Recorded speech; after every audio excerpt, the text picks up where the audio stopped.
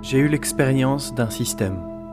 Expérience qui me fait penser sur bien des points à la célèbre phrase du philosophe Confucius, figure incontestable de la culture intellectuelle chinoise. Notre plus grande gloire n'est pas de ne jamais tomber, mais de savoir nous relever chaque fois que nous tombons. Sage phrase avec laquelle ce système, j'ose pouvoir vous le prouver, n'est au grand Dieu pas en accord. Un système à mes yeux élitiste, sans pitié et froid. Froid envers les rares qui ne sont pas faits pour suivre ses règles et ses codes stricts. Véritables étoiles, seules et perdues dans un espace infini.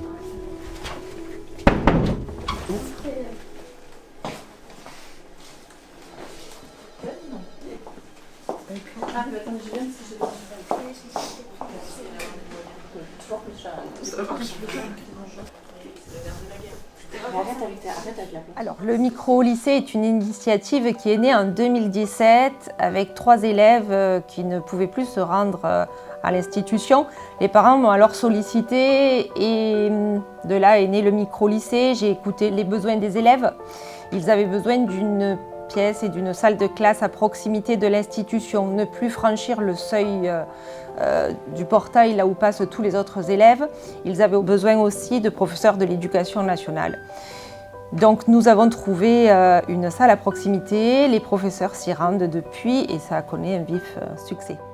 Le micro-lycée, c'est une alternative au lycée standard où en fait on se retrouve entre élèves souvent atteints de phobie scolaire ou sociale, plus scolaire souvent, et où en fait on suit les cours du CNED et on est encadré par des professeurs de l'institution Saint-Stanislas qui viennent nous réexpliquer un petit peu nos cours d'une manière différente. Si on a des questions sur un cours qu'on n'a pas compris, parce que parfois en version papier c'est bien parce que c'est bien expliqué, mais pour vraiment comprendre, la pratique c'est un peu mieux. Donc c'est pour ça que les profs sont là pour nous aider. Ce micro-collège et ce micro-lycée s'adresse principalement aux élèves qui sont en phobie scolaire, voire phobie sociale. C'est-à-dire que ce sont des élèves qui n'ont pas pu se rendre dans l'établissement, ils expriment certains mots, les parents les laissent à la maison, et puis s'installe la phobie, c'est assez sournois puisque c'est progressif. C'est pas du jour au lendemain que l'élève ne peut plus aller en classe.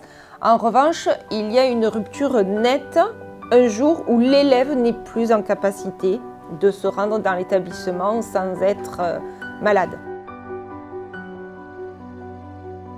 La phobie scolaire, c'est comme toutes les phobies, c'est une peur irrationnelle face à l'exposition en milieu scolaire, où ça déclenche chez eux des mécanismes de fuite et de peur comparables à celles qu'on peut rencontrer face à un danger imminent.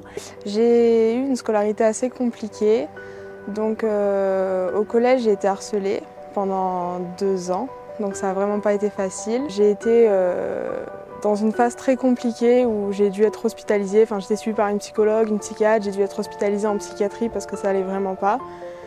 C'était impossible pour moi d'aller dans un lycée, c'était des crises d'angoisse le matin avant de partir, c'était des crises d'angoisse le soir avant d'aller me coucher, c'était vraiment trop compliqué pour moi. Et donc ma psychiatre travaillait à l'époque dans un lycée, donc le lycée de Saint-Stanislas, qui proposait une structure pour accueillir des élèves en phobie scolaire et en phobie sociale comme moi. C'est pour moi une sorte de havre de paix ou de bouée un petit peu. Moi c'est vrai que c'est vraiment comme ça que je me le représente. Tout d'abord pour le nombre d'enfants que ça a pu aider, d'élèves, d'adolescents que moi j'ai pu accompagner et qui ont pu avoir une trajectoire vraiment très très favorable grâce à cette structure. C'est vrai que pour moi vraiment ça représente un atout majeur. Ces élèves nous élèvent vraiment parce que ce sont des jeunes qui ont plein de projets, qui ont envie de réussir et qui se retrouvent à un moment donné pris au piège un petit peu comme quelqu'un serait en pleine mer avec une tempête. Il faut vraiment qu'on leur lance cette bouée, c'est une bouée un peu de secours, de leur dire mais ne t'inquiète pas, on est là, on va t'aider à reprendre confiance au système scolaire, en l'éducation.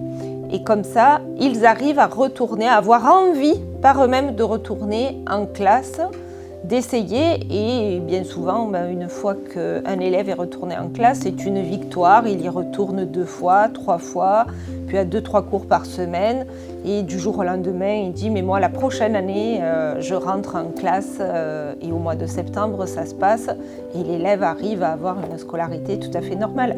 Ça m'a permis de rencontrer des gens qui me ressemblent plus. Je me sentais pas mal en décalage avec les personnes de ma classe, donc il y a plus de proximité, moins d'angoisse, de devoir parler de certains sujets auxquels on est moins habitué.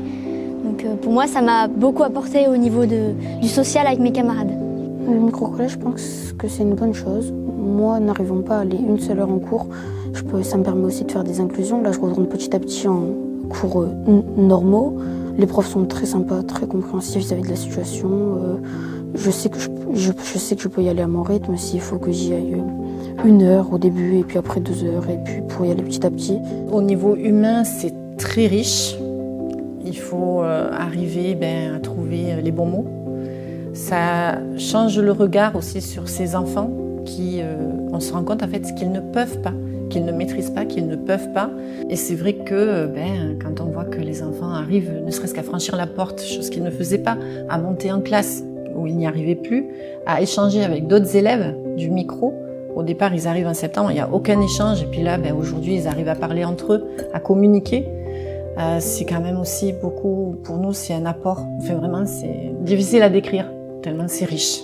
L'idée, c'est vraiment de redonner de la vie et de l'espoir à la fois aux élèves qui sont en décrochage scolaire et qui ne sont plus du tout en capacité physique, mentale et sociale de sortir de chez eux. Et à la fois les aider aussi à retrouver goût aux études et ensuite viser un objectif de poursuite d'études. Et aujourd'hui, notre plus grande fierté, c'est de se dire qu'on arrive à les voir progresser et réussir surtout leur parcours et leur vie.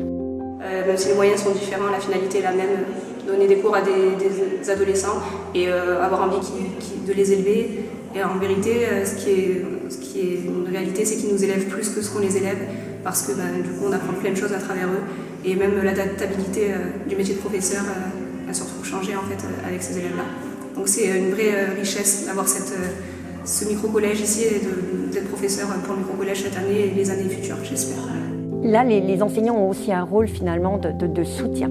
Et je pense que pour un enseignant, c'est une richesse aussi dans sa façon d'enseigner, dans sa façon de percevoir l'élève, avec une distance, on peut dire, qui s'est réduite en fait entre eux et les enfants. Et je pense que, alors il faudrait demander aux enseignants si eux ils sont sortis grandis de cette expérience. Mais moi, pour en avoir rencontré certains, je pense que oui, ils sortent grandis, ils sortent changés de cette expérience d'enseignement. On a une relation plus proche qu'une relation normale, on va dire. C'est ça qu'on se permet un peu plus d'être proche d'eux, de leur faire des blagues de temps en temps. C'est agréable parce que du coup, on sort un peu de cette relation de supériorité avec un prof normal. On est plus sur un genre de pied d'égalité, même si on les respecte comme des professeurs évidemment. Mais c'est une relation un peu plus douce, on va dire, et du coup on se sent moins oppressé dans un cadre scolaire. On est là pour apporter cette bienveillance, cette écoute, cette oreille attentive et leur redonner confiance en eux et en l'enseignement. Et donc du coup, on leur apporte quelque chose, mais eux aussi nous apportent quelque chose en retour. Parce que en travaillant avec ce public-là, avec ces élèves du micro-lycée, on a, on apprend à être beaucoup plus patient, à avoir les mots qu'il faut, à comprendre, et on a une façon de travailler qui est différente, une façon d'aborder le jeune qui va être différente par rapport aux classes ordinaires. J'avais perdu espoir, je me disais je vais pas avoir mon bac, ça va être super compliqué pour trouver après des études, pour faire les projets que je veux, pour réaliser mes rêves, et je me sentais démunie parce que j'ai beau avoir 17 ans, ça fait très peur de se dire je vais abandonner mes études pour partir directement dans le monde du travail parce que j'y arrive plus en fait. Et d'avoir trouvé vraiment cette alternative, ça me donne l'espoir d'avoir mon bac, de peut-être poursuivre mes rêves, de reprendre avec la vie sociale sans me brusquer. C'est l'espoir pour les élèves de s'en sortir et de revoir et d'avoir confiance en l'avenir. Je voudrais travailler dans le droit. Idéalement, je voudrais être avocate dans le droit des affaires. Alors moi, j'ai plusieurs options parce que j'aime bien un petit peu tout. Je suis passionnée par l'histoire, donc si un métier qui m'intéressait, ça serait plutôt professeur dans une université d'histoire. Il y a également la SVT que j'aime beaucoup, donc tout ce qui est le domaine du vivant, voilà, de la médecine, de la science. Et aussi le domaine de l'art, donc bon, je garde en réserve si jamais j'ai une révélation pour ce domaine. Voilà. C'est soit je deviens artiste parce que je suis très manuelle et j'adore créer des trucs, soit je vais travailler avec les animaux parce que depuis toute petite j'ai plein d'animaux et j'aimerais bien ouvrir un bar à chat. Donc voilà. C'est une sorte de lumière dans la nuit. C'est ce que m'avait dit un jour une maman. Elle m'avait dit « Oh là là, vous nous avez apporté une lumière ». Alors moi, j'ai pas fait grand-chose. Hein. Madame Offant a fait tout le travail. Moi, je m'en sers. Mais voilà, c'est vraiment quelque chose d'exceptionnel en termes d'accompagnement de ces enfants en difficulté pour se rendre sur le lieu scolaire. Ça m'a permis de reprendre confiance en moi et de rattacher vraiment avec le système scolaire parce que si j'avais pas eu le micro-lycée, je serais restée à ma phobie scolaire.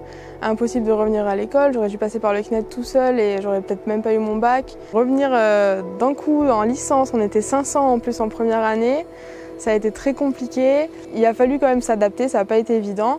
Mais malgré tout, l'année dernière, j'ai eu une très belle année, j'ai eu les 2 semestres, la mention très bien. Donc j'étais très fière de moi.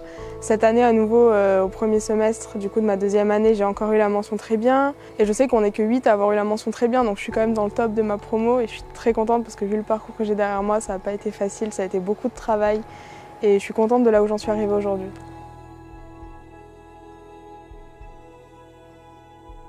Je tomberai, vous tomberez, et d'autres tomberont dans votre sillage.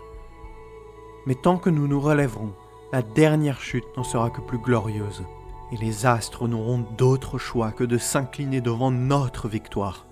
Et ça, chers amis, chers jurys, en m'imprégnant de la phrase de Confucius, ça, c'est ma plus grande gloire.